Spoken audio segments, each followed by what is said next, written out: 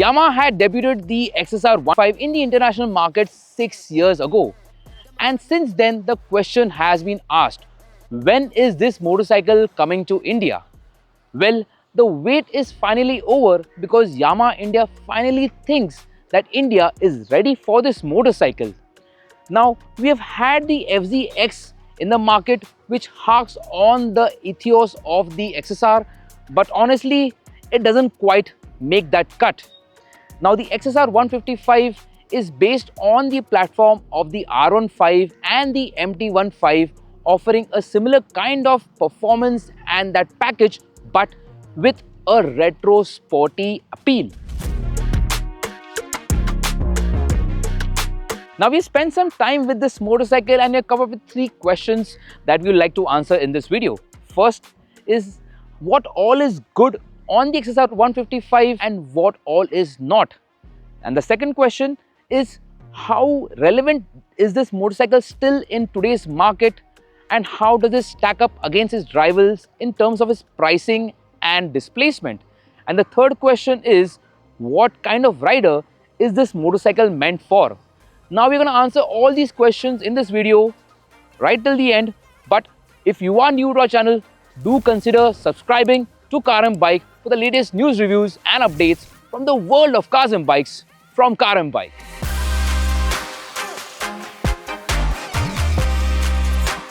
As the name suggests, the XSR 155 is based on the retro style XSR 900 that Yamaha sells in the international market. An absolute gorgeous looking motorcycle that is also quite popular when it comes to mods and customization. The XSR 155 is the watered down version of it, and since it has been an international offering, the looks, the lines and the proportions are all perfect. Circular headlamp and its mount, pleated seat, one-piece handlebar, circular dash, minimalistic design, round tail lamp, it has it all. However, I'm not that convinced when it comes to the overall build quality and the touch and feel of this motorcycle. For example, if you take the headlamp, it does a good job when you are riding in the city, you have got a decent spread and intensity. But if you are riding on a poorly lit road or out on the highway, the spread and the intensity of the headlamp is pretty poor. You can't see much of what is ahead of you. Next is the plastic quality of the switchgear. It feels that it has been built to a budget.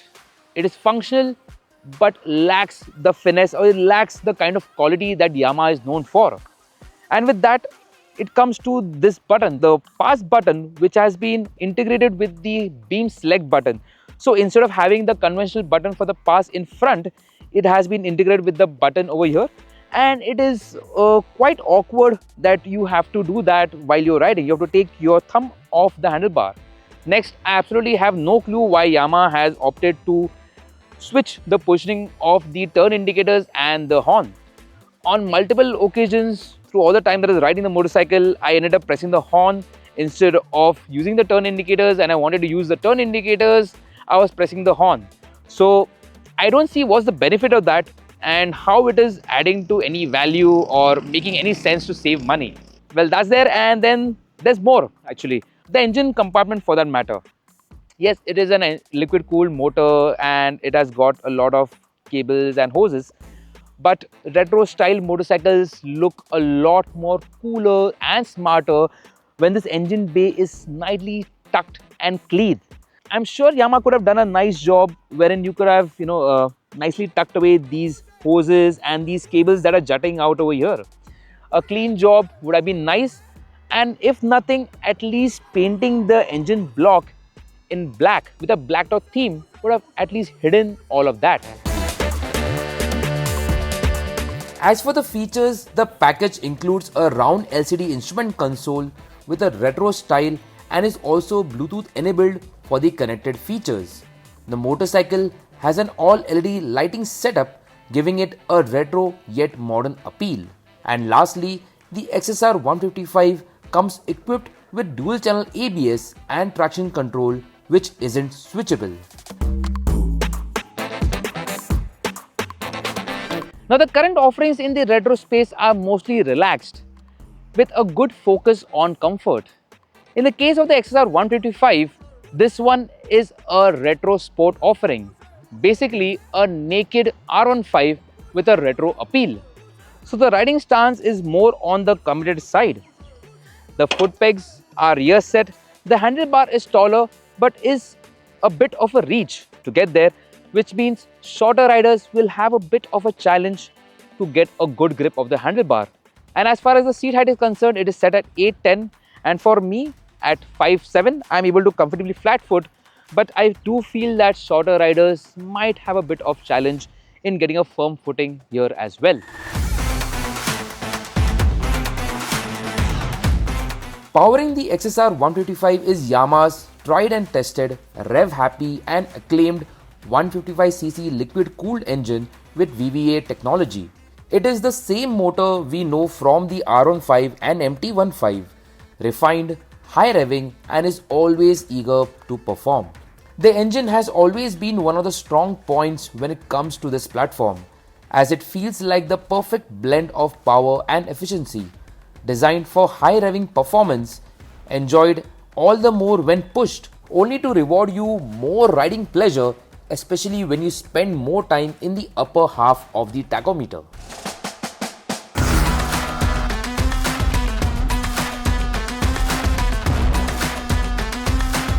In terms of hardware, the XSR 155 shares a lot with the MT-15.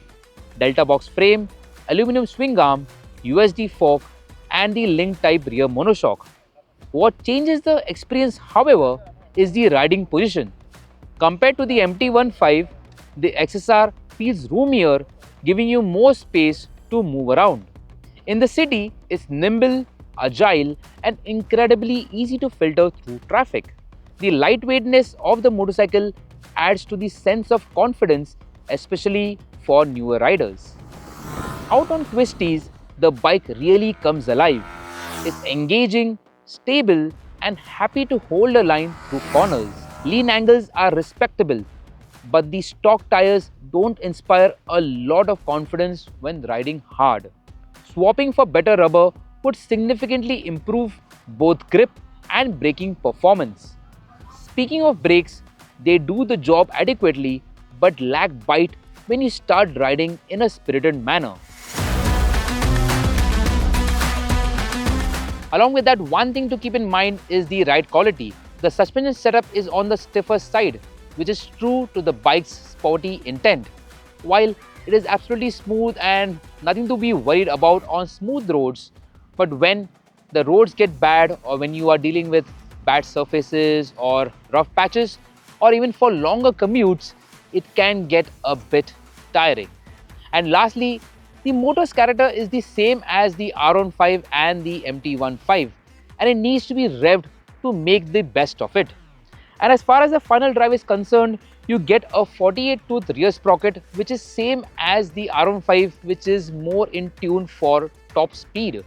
In my opinion, I feel a 50-tooth rear sprocket would have been the sweet spot, something that is more than the R15 and less than the MT-15's 52 rear sprocket, striking a sweet balance of offering you that pull in the lower revs, which also matches with the bike's retro sport appeal.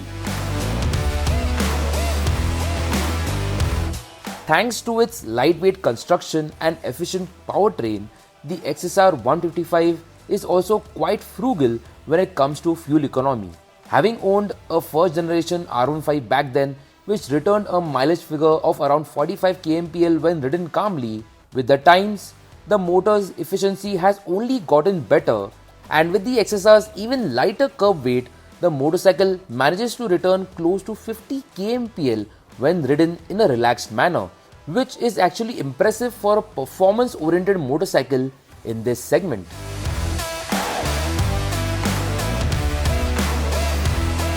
So after gauging all the positives and the negatives, where does this motorcycle fall in? Priced at around Rs 1.5 lakh ex-showroom, the Yamaha XSR 155 makes a very strong case for itself if you're someone who is looking for a retro-styled motorcycle that also packs genuine performance credentials. Yes, it has arrived a bit late. Had it arrived a bit sooner, it would have faced limited competition and Yamaha would have had a clear advantage in terms of sales and capturing the market. But today, this motorcycle faces competition from the Royal Enfield Hunter 350 and the TVS Ronin 225, both being retro-styled motorcycle but have a easy-going ride nature. The XSR 155, however, is different. It is a performance motorcycle at heart that is draped in retro styling.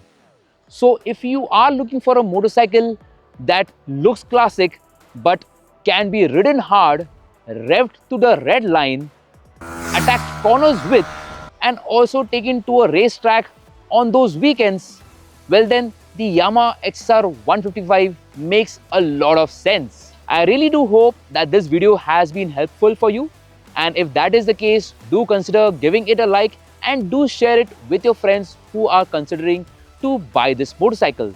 I am Janak and I will meet you in the next video. Thank you for watching Car and Bike.